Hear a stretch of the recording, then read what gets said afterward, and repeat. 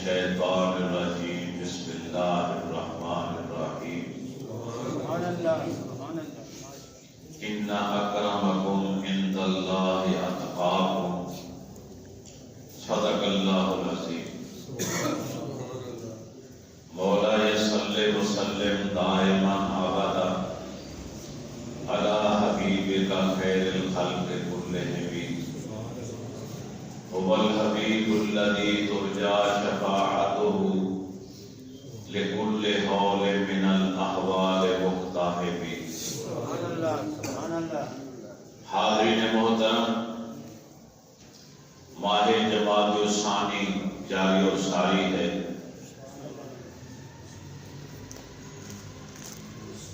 خلیفہ اول سیدنا حضرت عبداللہ المعروف حضرت ابو بکر صدیق رضی اللہ تعالی عنہ کی نسبت سے اس ماہ مقدس کہ ہر جمعۃ مبارک کو عشاق اہل سنت یوم صدیق اکبر مناتے ہوئے آپ کی سیرت، آپ کے فضائل، آپ کے مناقب اور آپ کی خلافت کے خط و خال بیان کرتے ہیں، تاکہ جو عشاق نماز جمعہ کے لیے آتے ہیں ان کے دلوں میں صحابہ سے جو پیار ہے اس میں اور زیادہ برکت ہو جائے. ہم نے جو گفتگو کی تھی پہلے، گزشتہ جمعۃ مبارک میں ایک عزیزہ کا انتقال ہو گیا تھا، مجھے قوم جانا پڑ گیا. اس سے بیشتر جو جمعۃ مبارک آیا اس میں ہم نے حضرت ابو بکر صدیق رضی اللہ تعالیٰ عنہ کی سیرت کا آغاز، آپ کے ایمان لانے کا واقعہ بیان کیا تھا. سبحان اللہ سبحان اللہ. 316 کے قریب حدیثیں ہیں سبحان اللہ. جن میں صدیق اکبر کی شان کو بیان کیا تھا. سبحان اللہ سبحان اللہ. ایک نہیں، دو نہیں، تین نہیں، 50 نہیں، 100 نہیں، 316. 181 تو وہ حدیثیں جن میں صرف صدیق اکبر کی شان بیان. 181 آپ کا نام لے کر آپ کے حوالے سے اللہ کے محبوب نے اپنے نبوت والی زبان سے اپنے غلام کی حوصلہ افزائی کرتے ہوئے شاباش دیتے ہوئے کی شان کو خود بیان. 88 حدیثیں وہ ہیں جن میں صدیق اکبر کے ساتھ حضرت عمر کا نام بھی شامل. 17 حدیثیں وہ ہیں جن میں حضرت عثمان بھی شامل. 14 حدیثیں وہ ہیں جن میں مولا علی بھی شامل. تو 316 حدیثوں میں صدیق اکبر کی شان ہے. پھر ہزاروں وہ حدیثیں بھی موجود ہیں جن میں انصار مدینہ کی شان ہے، مہاجرین کا ذکر ہے، السابقون الاولون کی شانیں بیان ہوئی، عشرہ مبشرہ کے تذکرے ہوئے، بیعت رضوان والوں کی شان بیان ہوئی. ان تمام حدیثوں میں بھی صدیق کا نام تو شامل ہے، کیونکہ آپ تو شامل ہیں. کوئی موقع ایسا تھا نہیں کہ جہاں صدیق اکبر رضی اللہ تعالی عنہ موجود نہ ہو. میرے نبی نے خود اعتراف فرمایا، ما نفعنی مال احد قط ما نفعنی مال ابی بکر.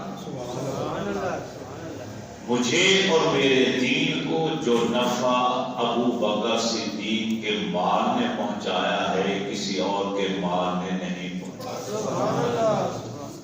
اے لوگوں، جب میں نے تمہیں آ کر یہ بتایا کہ میں اللہ کا رسول ہوں، قل تم کذبتا فقال ابو بکر صدق. تم نے میری تبلیغ اور میرے اعلان نبوت کو سنا، مکہ والوں، تم نے کہا ماذا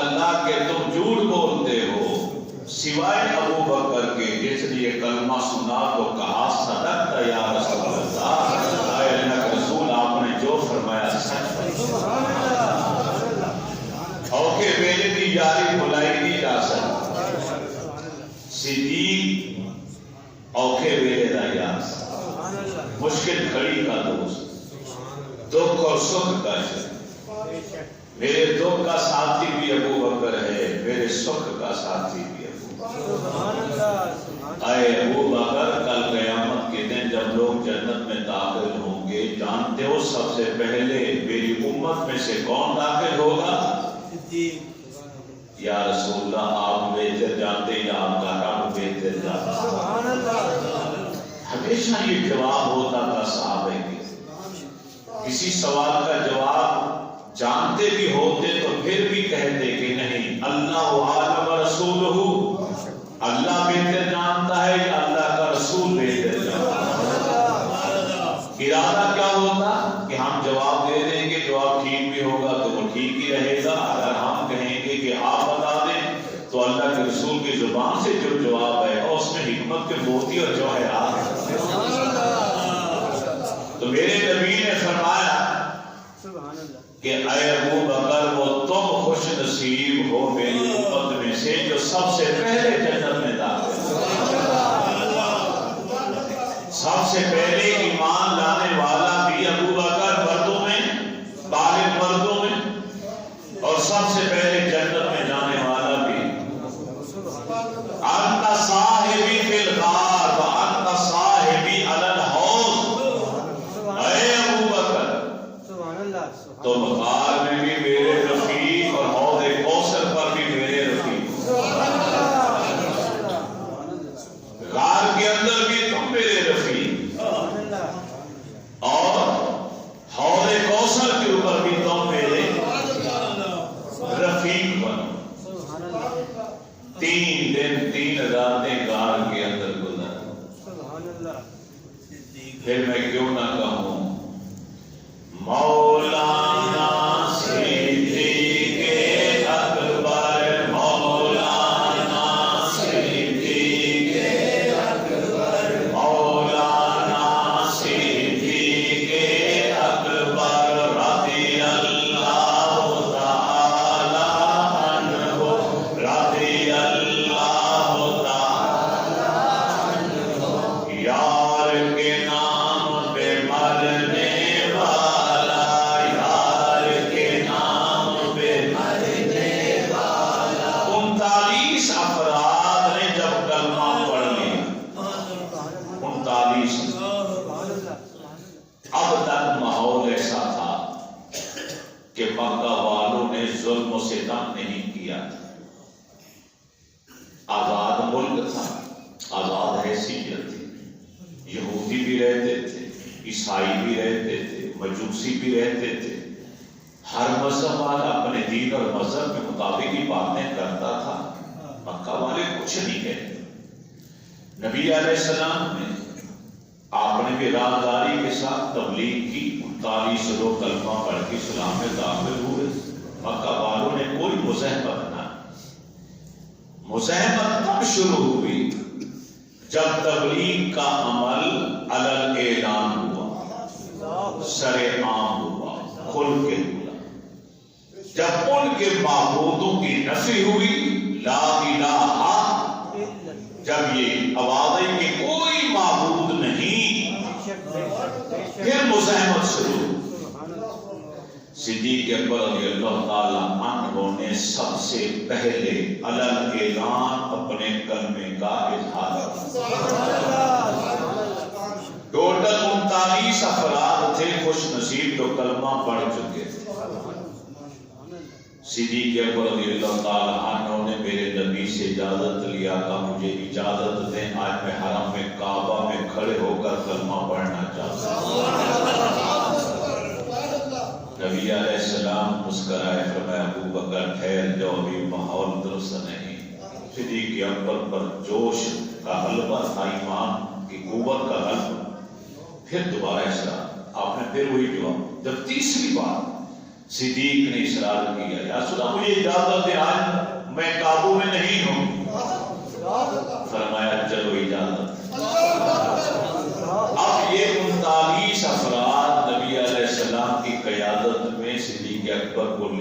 حرم میں کعبہ میں آیا، بیٹھ گئے۔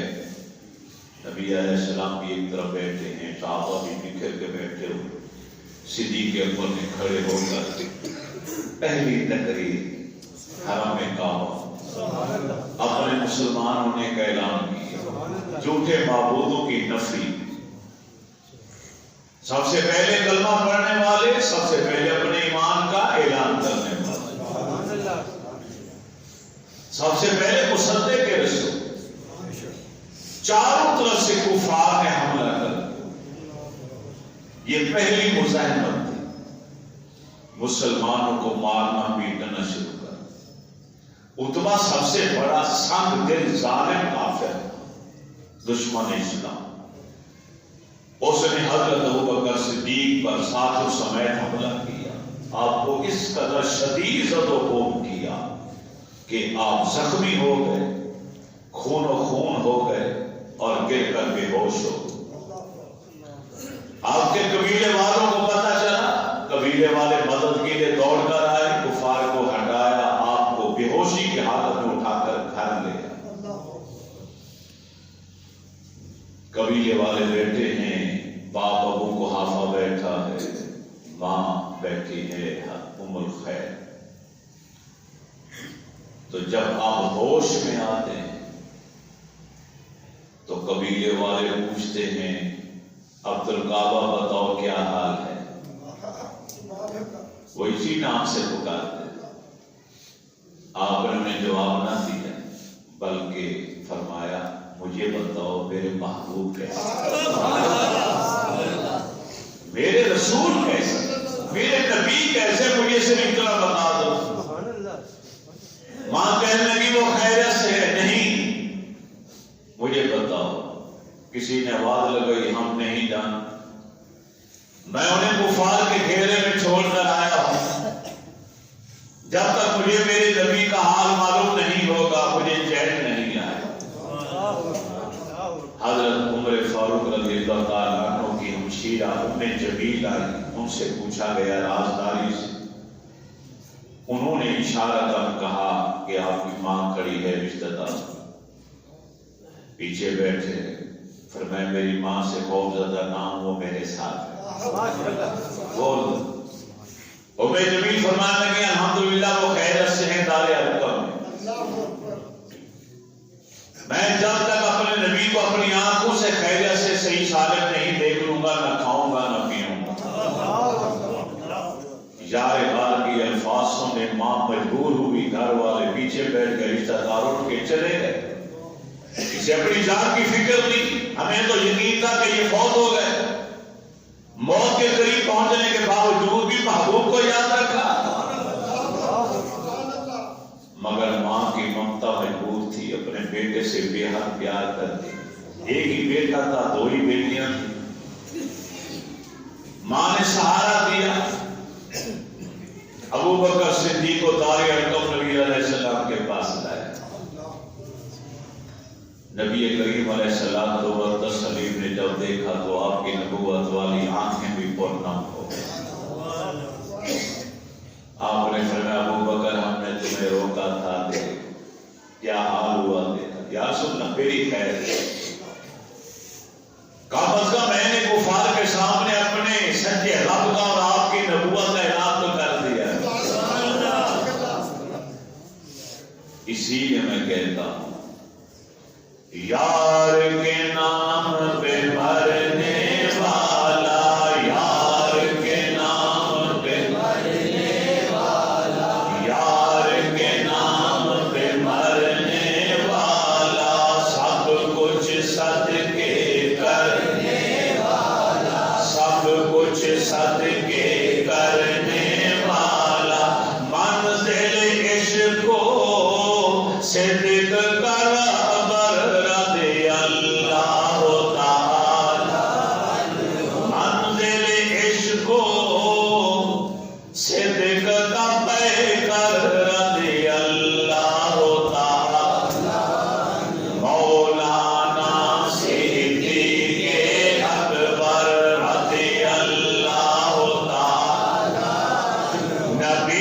کے بعد سب سب سے برتر رضی اللہ تعالی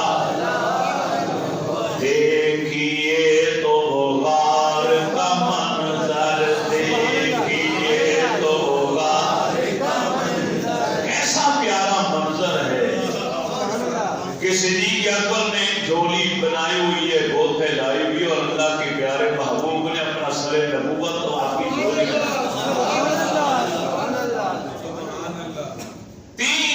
تین راتیں محب اور محبوب کے علاوہ کوئی نہیں صدق اور صدیق کے علاوہ کوئی طالب اور مطلوب کے علاوہ کوئی نہیں یا عاشق ہے یا اس کا معشوق ہے کبوتری نے انڈے دے دیے مکڑی نے جالا بن دیا کفار غار کے منہ پر کھڑے ہیں باتیں کر رہے ہیں صدیق اکبر رضی اللہ تعالیٰ عنہ اور کہتے ہیں یا رسول اللہ دشمن آ گئے اگر یہ نیچے جھک کر دیکھیں گے تو ہمارے پاؤں ان پر نظر آ جائیں میرے رسول مسکرا کے فرماتے ہیں ابو بکر لا تحزن ان اللہ معنا سبحان اللہ اے ابو بکر میری جان کو خوف مت کا اللہ ہمارے ساتھ مارنے والے تو ابھی آئے ہیں بچانے والا تو پہلے ہی سے ہمارے ساتھ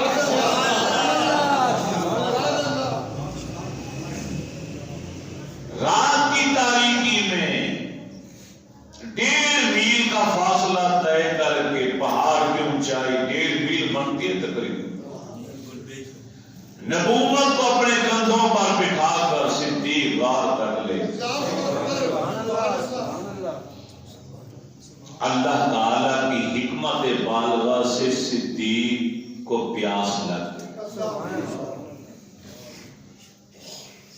العرش یا رسول اللہ فداک ابی و امی یا رسول اللہ میرے ماں بابا پر قربان کا مجھے پیاس لگی ہے کریم آقا علیہ السلام نے یہ نہیں فرمایا اے ابو بکر غار میں تم مجھے اٹھا کر لائے ہو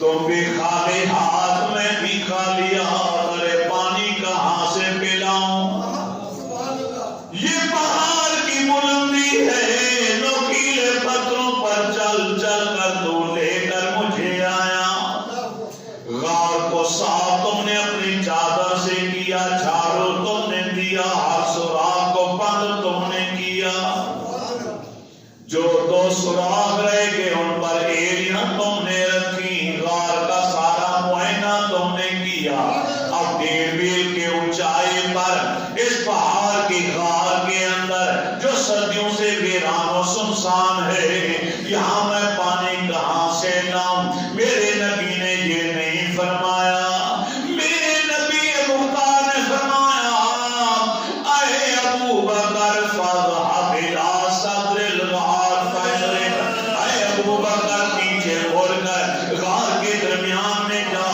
ارے جا کر سیر ہو کر پانی پی لے صدیق اکبر کا عقیدہ تھا یہ پہاڑ کی بلندی ہے سنسان غار ہے صفائی میں نے کی پانی کا نام و نشان تک نہیں لیکن عقیدہ یہ تھا جس نبی کو لے کر آیا ہوں جس نبی سے میں عرض کر رہا ہوں وہ چاہے تو یہاں پر پانی پلا سکتے ہیں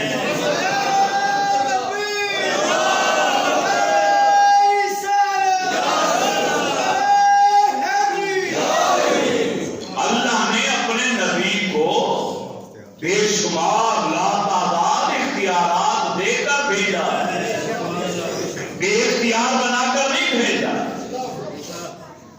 فاذهب الى صدر الغار فاشرب ارے غار کے درمیان میں پانی کا چشمہ موجود ہے ابو بکر پی لے ابو بکر کہتے فانطلق تو ارے میں گیا فاشرب تو میں نے پیا وجہ تو وہاں میں نے پانی کو موجود پایا احلا من الاسل و ابیض من اللبن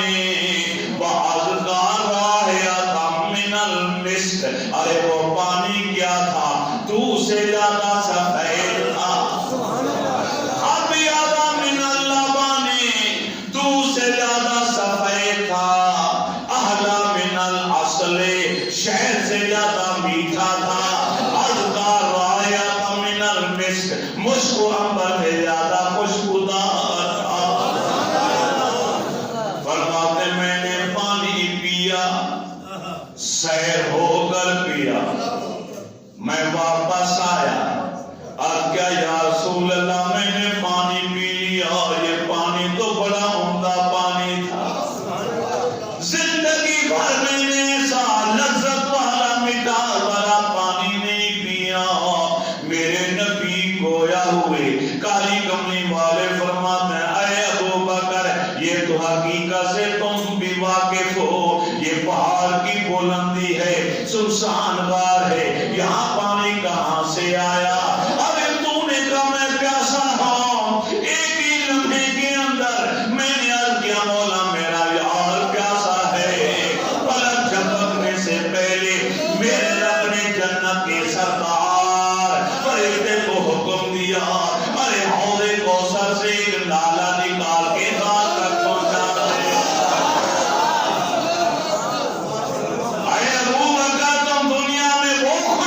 انسان ہو جس نے موت سے پہلے جنتی پانی پی لیا.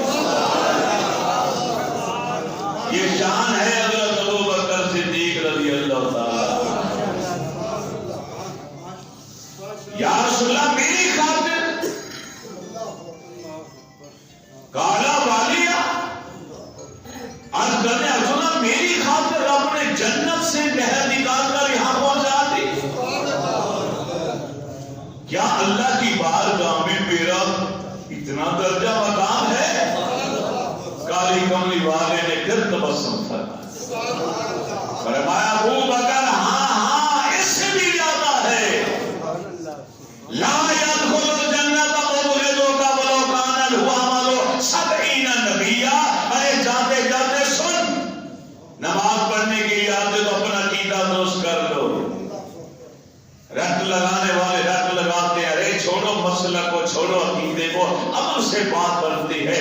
عمل کرو عمل کرو، یہ ہمیں بیوقوف بنانے کے لیے جملہ دہرایا جاتا. عمل کی کوئی حیثیت نہیں جب تک عقیدہ ٹھیک نہ.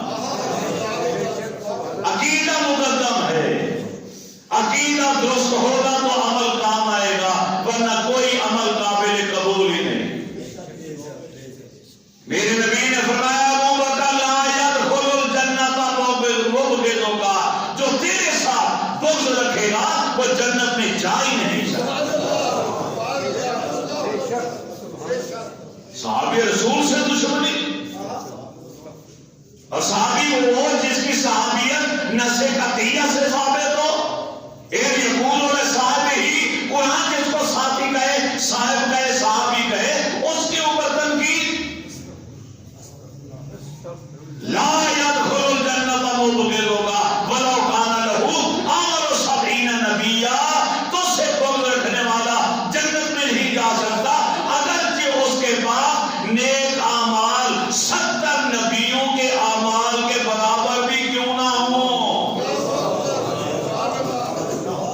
میرا ایمان اور میرا عقیدہ، ساری کائنات کے مسلمان اکٹھے ہو کر بھی ایک نبی کے اعمال کے برابر اپنے عمل نہیں جمع کر سکتے. 70 نبیوں کی برابری کون کرے؟ صدیق کے مقام کو بتلانا تھا، امت کو بتانا تھا میرے یار کا مقام کتنا، اہمیت جتلانا. کہ اگر کوئی اعمال نیک لے کر بھی آ جائے، ایک نبی نے 70 نبیوں کے اعمال کے برابر، لیکن اس کے دل میں بغض ہو صدیق کا، وہ جنت میں نہیں جا سکتا. سارے اعمال بیکار، عقیدہ پہ رب رسول کے علاوہ، آل بیت اطہار کے علاوہ صحابہ کے بارے میں تمہارا کیا ہے؟ لوگ کہتے ہیں کہ عقیدے کو چھوڑو، صرف عمل کی بات. یہ نمازیں، یہ روزے، حج، زکات، سب کچھ یہی رہے. امام محمد باقر جو باپ ہیں امام جعفر صادق،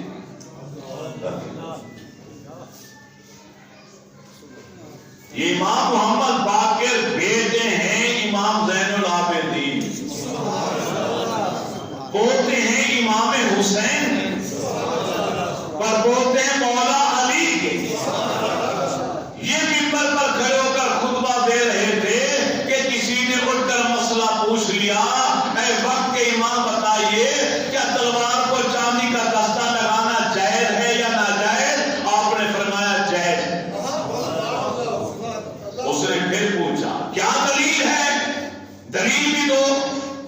آپ نے فرمایا دلیل یہ ہے کہ خلیفہ اول حضرت ابو بکر صدیق رضی اللہ تعالیٰ عنہ کے پاس جو تلوار تھی اس کا دستہ چاندی کا تھا۔ ابھی سمجھ نہیں آئی ورنہ سبھی کہتے زبان۔ آپ بیٹے اطہار سے محبت کا اعلان کرتے ہو، ماتم کرتے ہو، پیٹتے ہو، ان کا نام لے کر جشن مناتے ہو، ان کا عقیدہ کیوں نہیں اپناتے؟ وہ ابو بکر کو صدیق کہیں اور تم ان کے اوپر تنقید کرو، یہ کیسا محب اہل بیت، کیسا عاشق رسول اللہ کی آل کا، نبی کی آل سے پیار کرنے والوں تمہیں سنا رہا ہوں تاکہ تمہارا عقیدہ مضبوط ہو، تمہیں کوئی گمراہ نہ کر پائے۔ امام محمد باقر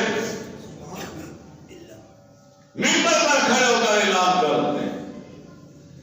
اب وہ شخص جو تھا وہ اس گروہ میں سے تھا جو صحابہ کے خلاف تھے مادر، کیونکہ جنگ صفین کے بعد یہ دھڑے بندی شروع ہو گئی۔ اس نے کہا کیا آپ بھی آل بیت کے اطہار میں فرزند ہو کر مولا علی کے پر پوتے، امام حسین کے پوتے، امام زین العابدین کے لخت جگر ہو کر آپ بھی ابو بکر کو صدیق کہتے ہیں؟ آپ جلال میں چہرہ سرخ ہو گیا۔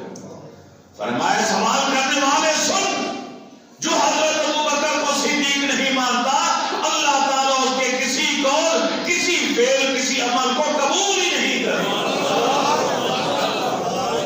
یہ فتویٰ ہے آل بیت اطہار کے ایک جید عالم کا، میرے نبی کی آل اطہار میں سے امام محمد باقر کا، امام جعفر صادق کے ابو جان کا ہے، مولا علی کے پڑپوتے کا فتویٰ ہے، امام حسین کے پوتے کا فتویٰ ہے، امام زین العابدین جو کربلا میں اکیلے بچ گئے تھے ان کے لخت جگر کا فتویٰ ہے کہ جو ابو بکر کو صدیق نہیں مانتا اللہ تعالیٰ اس کے کسی عمل کو قبول ہی نہیں کرتا۔ نہ تمہارا باز قبول، نہ تمہاری تقریر قبول، نہ تمہاری مجلس قبول، نہ تمہارا جلوس قبول، نہ تمہارے تعزیے قبول، نہ تمہارا ماتم قبول، تمہاری کوئی نظر و نیاز قبول ہی نہیں جب تک تم میرے نبی کے یار کو صدیق نہ مانو۔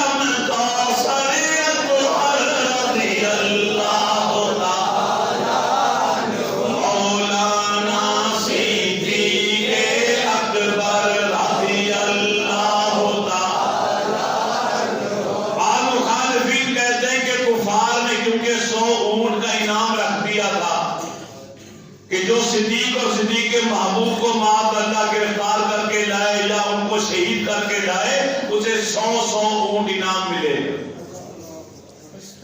تو ڈر کے مارے معاذ اللہ یہ غار میں 3 دن 3 راتیں انہوں نے گزاری۔ یہ مخالف دشمن کہتا ہے۔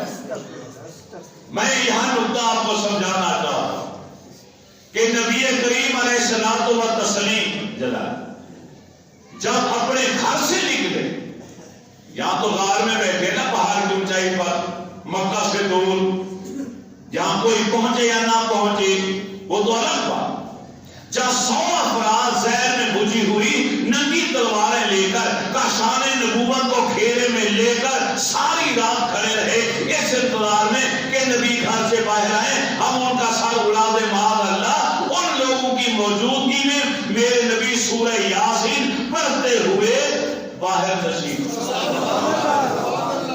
علی سے فرمایا میرے بستر پر سو جا، سب چادر اوپر دے، ساتھ فرمایا جانتے تھے کہیں علی گھبرانا ہے، فرمایا کل صبح اٹھ کر یہ امانتیں کافروں کے ان کے گھروں میں پہنچانا، پھر ہمارے پاس آئے۔ علی رضی فرماتے خدا کی قسم مجھے یقین ہو گیا مجھے موت کسی اور رات تو آ سکتی ہے، آج کی رات موت میرے قریب بھی نہیں آ سکتی، کیونکہ میرے نبی کی زبان سے نکل گیا کہ صبح اٹھ کر یہ امانتیں کافروں تک پہنچانا، یہ دلیل ہے کہ پوری رات میں اللہ کی عبادت میں رہوں گا، مجھے کچھ نہیں ہو سکتا، میں نے صبح اٹھنا بھی ہے اور امانتیں پہنچانی بھی ہے۔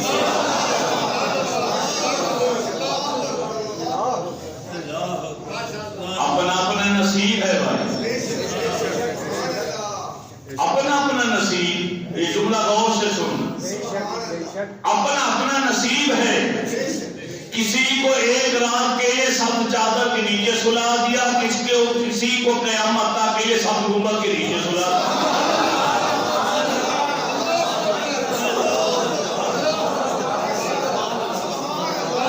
ابو بکر عمر کہاں ہے بھائی، بولو ذرا، نبی کے روضے میں ہے نا، ارے ڈر گئے کا شرماتے کیوں ہو، کہاں ہے صدیق عمر؟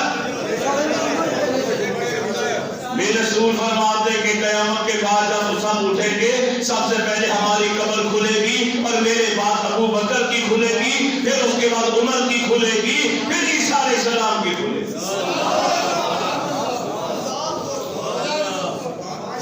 حجر مبارک سے باہر میرے نبی آئے، صدیق دائیں جانب، عمر بائیں جانب، میرے نبی نے اپنے نبوت والے ہاتھوں میں ادھر سے صدیق کا ہاتھ پکڑا، ادھر سے عمر کا ہاتھ پکڑا، سامنے صحابہ تھے، آپ نے ہاتھ بلند کیے، فرمایا ہاکذا نبعث یوم القیامہ، اے صحابہ دیکھ لو یہ منظر، قیامت والے دن ہم اسی طرح اٹھ کر آئیں گے۔ وہ فیصلے کرتا پھر، وہ فیصلے کرتا پھر، تنقید کرتا پھر، وہ تو آج بھی اس جگہ پر ہیں جس زمین کے ٹکڑے کو دیکھ کر جنت بھی رشک کرتی، جنت کو بھی رشک آتا۔ وہ تو پہلی روز وفات پائی، ادھر وہاں پہنچ گئے جو جنت سے بھی آگا۔ اب انہوں نے نہیں لکھا، غیروں نے لکھا۔ مولانا اشرف علی خان تھانوی نے اپنی کتاب جمال الاولیاء کے اندر صدیق اکبر کی وفات کے بعد کی کرامت کے طور پہ لکھا، فرمایا بعد از وفات آپ کی یہ کرامت ہے کہ جب آپ کی وفات ہونے لگی یقین ہو گیا بچنا مشکل، تو آپ نے فرمایا جب میری روح پرواز کر جائے نماز جنازہ پڑھ لو تو میرا جنازہ اٹھا کر میرے رسول کے در دولت پر، اور میری طرف سے التجا کرنا یا رسول اللہ آپ کا یار ابو بکر حاضر ہے، اگر آپ اجازت دیں تو اس کو آپ کے پہلو میں دفنا دیا جائے۔ پھر ساتھ ہی فرمایا اگر میرے نبی کی قبر سے جواب ہاں میں آئے تو مجھے اندر دفنا دینا، اگر نہ آئے تو جہاں تمہارا جی چاہے دفنا دینا۔ سنیو تمہیں مبارک ہو، تمہیں وہ عقیدہ ملا جو صحابہ کا عقیدہ تھا، جو صدیق اکبر کا عقیدہ تھا کہ میرے نبی قبر میں زندہ حیات ہے، وہ سوال سنیں گے اور جواب بھی نہیں سنائیں گے۔ اگر صدیق کا عقیدہ ہوتا معاذ اللہ نبی وفات پا گئے اب نہیں سن سکتے، ہماری بات کا جواب نہیں دے سکتے، تو یہ بات ہی نہ کر۔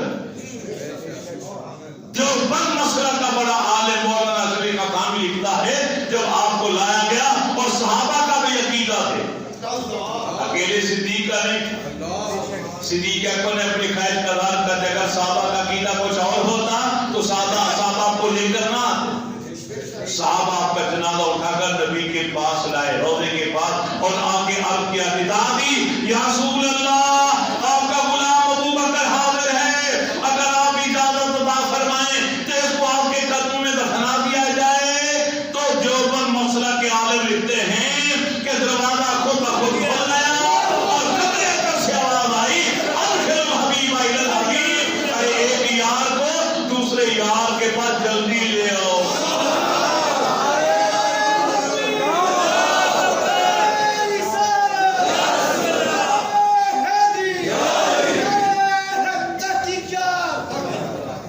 صحابہ کا بھی عقیدہ تھا کہ ہمارے رسول زندہ ہیں، ہماری بات کو سنتے بھی ہیں اور جواب بھی میں فرما دیا۔ ہم نے جواب دیا اور صحابہ نے سنا، پھر جا کے قبر تیار ہوئی، پھر ابو بکر کو نبی کے پہلو میں لٹایا گیا۔ پہلو مصطفیٰ میں بنا آپ کا مزار، پہلو مصطفیٰ میں بنا آپ کا مزار، پہنچی وہیں پہ خواب جہاں کا خمیر تھا۔ کہتے ہیں ڈر کے مارے غار میں چھپے رہے، ارے تیرا کی نہ ہوگا ڈر کے مارے، جب ننگی تلواریں زہر میں مجھ بھی لے کے کافر کھڑے ہیں اور میرے نبی سبھی کے سامنے ان کو چیرتے دھکا دیتے ہوئے سورہ یاسین پڑھتے ہوئے نکل کے آ رہے ہیں۔ مقام صف کی طرف ابو بکر کے پاس ہے، پھر غار تک پہنچے، کوئی کافر آپ کو دیکھ ہی نہیں پایا۔ جو رب آج کافروں کو اندھا بنا سکتا ہے، کیا ان کافروں کو اجازت دے گا کہ غار میں میرے نبی بیٹھے جا کے انہیں معذرہ تکلیف پہنچاؤ؟ قلم و ہاتھ سے حفاظت کرنے کی قدرت رکھتا تھا، کیا آج اس کے بعد وہ قدرت نہیں کہ اپنے حبیب کی حفاظت کر پائے؟ 3 دن 3 راتیں کفار کی وجہ سے نہیں، حکمت تھی، جانتے تھے کہ میری پردہ پوشی کے بعد میری امت کو کنارے لگانے والا یہ پورا بوجھ اس کے قدموں پر ہے۔ ضروری ہے اس کو ہر وہ علم، ہر وہ چیز عنایت کر دوں جس کی اس کو ضرورت ہو۔ 3 دن شاہ ولی اللہ محدث دہلوی رحمت اللہ تعالیٰ لکھتے ہیں کہ 3 دن 3 راتیں ابو بکر نبی کے چہرے کو دیکھتے رہے اور اللہ کے نبی ابو بکر کو، اور اللہ کے نبی نے جو کچھ عطا کرنا تھا ابو بکر کو دے دی۔ معوحی الیہ شیء، فرمایا جو کچھ بھی میرے اوپر وحی کیا گیا، میرے سینے نبوت میں انڈیلا گیا، اے ابو بکر وہ سب کچھ میں نے تیرے سینے میں انڈیل دیا۔ 3 دن 3 راتیں خلوت میں رہ کر رنگ کی تبدیل ہو گئے۔ نبی کی صحبت ہے، کوئی تیسرا ہے نہیں، کیفیت تو بدلنی تھی۔ آپ پھر سچا ولی کامل مل جائے 2 دن اس کے بعد جا کے بلا لیں تو آپ کی چال جہاں بدل جائے۔ یہ تو نبیوں کی امام و سردار ہیں۔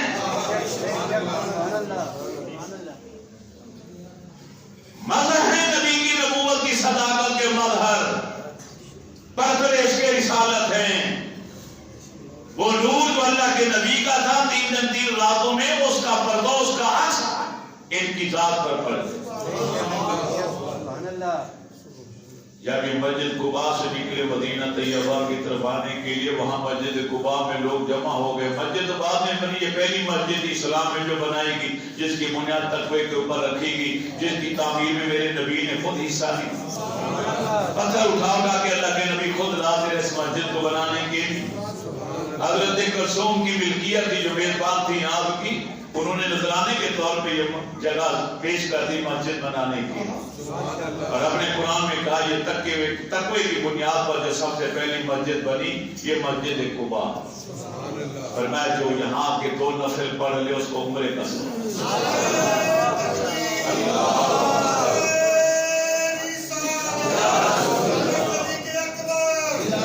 نوازنا تھا میرے نبی نے۔ 450 کلومیٹر کا فاصلہ ہے، عمرہ ادا کرنے کے لیے ہر دوسرے دن کون جائے؟ یا رسول اللہ مکے والے دوبارہ عمرہ کریں گے، ہم کہاں جائیں؟ ہم تو محروم ہو گئے، اس قدر دور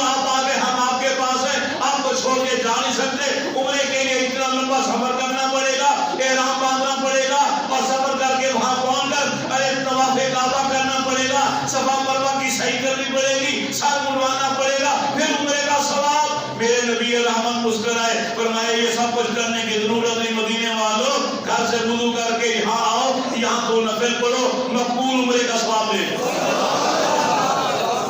نہ سفر کرنے کی ضرورت، نہ احرام باندھنے کی ضرورت، نہ صفا مروہ کی ضرورت، نہ طواف کعبہ کی ضرورت، نہ پیسہ خرچ کرنے کی ضرورت، نہ محنت، نہ مشقت۔ ان کی مرضی، کون دیتا ہے، دینے کو منہ چاہیے، سچا ہمارا نبی۔ اب لوگ ملنے کے لیے آئے، اللہ کے نبی کی آواز پہنچی کہ اللہ کے نبی آئے ملنے کے لیے۔ اب کئی لوگ ایسے تھے دیہات بدوی جنہوں نے اللہ کے نبی کو نہیں تھا دیکھا ہو۔ اللہ کے نبی بیٹھے تشریف فرما، خاموشی کے صدیق اکبر ادھر کھڑے ہیں، لوگ آ رہے ہیں، ہاتھ ملا رہے، گفتگو ہو رہی۔